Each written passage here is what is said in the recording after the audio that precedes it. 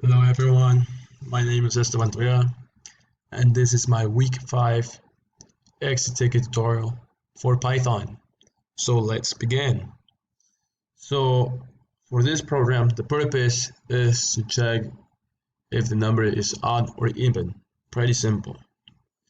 So we begin by having the user enter a number, and if the number is even, let's say a 2, which is even, then the message will say 2 is even.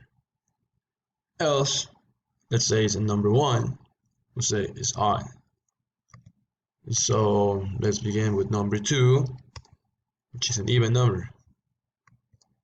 Let's try number 1, odd. Let's do bigger numbers. Let's say 860.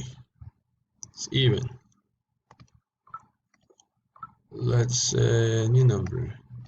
Let's say 999 is odd.